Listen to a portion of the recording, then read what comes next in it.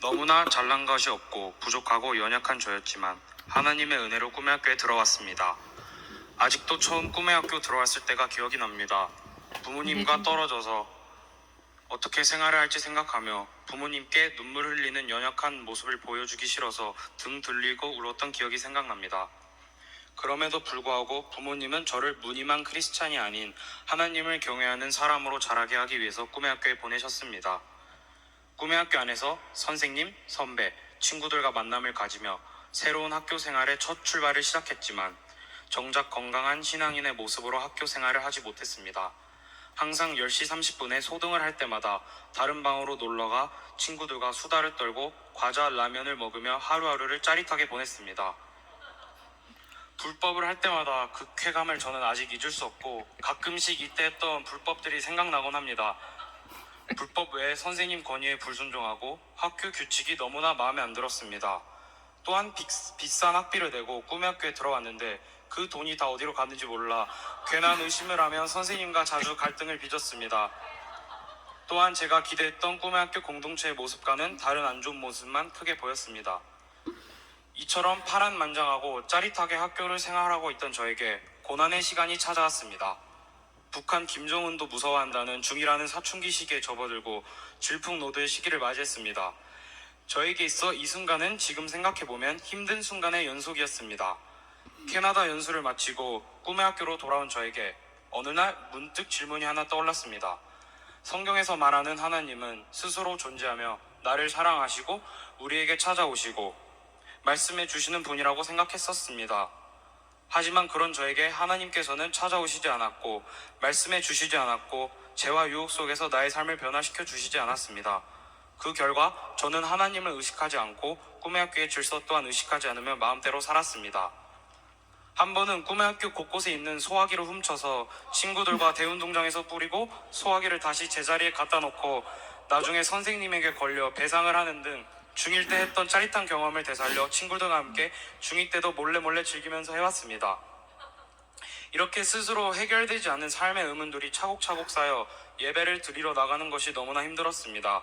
겉모양으로는 신앙생활에서 전혀 문제가 없는 듯 했으나 서서히 설교자 말씀에 부정적인 시선이 꽂히게 되었습니다. 내가 당연하게 생각하고 여기며 믿어졌던 것들이 결국 삶의 경험이 아닌 나의 머릿속으로 학습되어진 결과로 치부되면서 기독교 하나님에 대한 것들이 믿어지기는커녕 회의감만 들었습니다. 이러한 힘든 상황을 겪고 있는 저였지만 중3이라는 시간은 저에게 엄청난 행복을 선사해 주었습니다. 좋은 담임 선생님을 만났고 친구들과 더 친해지고 다양한 활동을 하고 이제서야 꿈의 학교라는 곳을 제대로 누리며 경험할 수 있게 되었습니다. 중2 사춘기 때는 내가 하고 싶고 내가 원하는 것을 했다면 중3부터는 가치 있고 의미 있는 것들에 의미를 부여하며 살아가려고 했습니다. 이렇게 3년의 중등 생활이 끝나고 고등학생이 되면서 하나님께서 제 삶에 많은 변화를 허락해 주셨습니다. 그 중에서 가장 기억에 남는 일이 있습니다. 그건 바로 수련회 1차 저녁 기도회 때 저희 학년은 주님 앞에 무릎 꿇고 서로를 위해 눈물로 기도하는 등 지금까지 보지 못했던 저희 학년의 모습을 보았습니다. 저희 학년은 중학교 때부터 많은 문제와 아픔이 있는 학년이었습니다. 선생님과의 갈등, 학교와의 갈등, 저희 학년 안에서의 갈등 등 너무나 힘든 상황에 놓여 있었고 서로 상처 주고 아픔만 남기며 생활을 했었습니다. 그런 우리 학년이 이렇게 진정으로 예배하게 해주신 주님께 정말 감사했습니다. 더욱 감사한 것은 우리의 기도를 응답하셨다는 것입니다. 고1이 되고 나서 주님께 항상 기도했던 것이 있습니다. 주님의 사랑으로 서로 협력하여 선을 이루는 사랑의 공동체가 되게 해달라고 기도했고 하나님을 이야기하는 문화가 생기게 해달라고 기도했고 서로가 동역자가 돼주고 영적인 조언자들이 돼주고 하나님을 기대하고 기다리며 기도할 수 있게 해달라고 기도했습니다.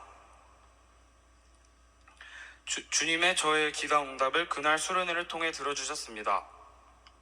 또한 제주도 연수를 마치고 돌아와서도 저희 학년은 선생님들로부터 많이 바뀌었다는 소리를 들었습니다.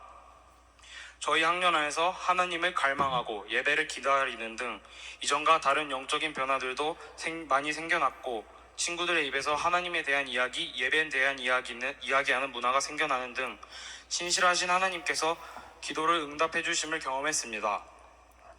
하지만 이 기도는 저만이 아닌 저희 학년을 위해 기도해 주신 선생님, 부모님, 그리고 소중한 친구들의 기도를 하나님께서 응답하셨다고 생각합니다. 우리의 기도를 응답하신 하나님께 감사드립니다. 앞으로도 계속해서 하나님을 향해 몸부림치고 열정적으로 나아가고 하나님을 기대하고 기다리며 기도하는 우리 모두가 되었으면 좋겠습니다. 끝으로 말씀 하나 나누고 마치고 싶은데요. 고린도전서 12장 26절 말씀. 만일 한 지체가 고통을 받으면 모든 지체가 함께 고통을 받고 한 지체가 영광을 얻으면 모든 지체가 함께 즐거워하느니라.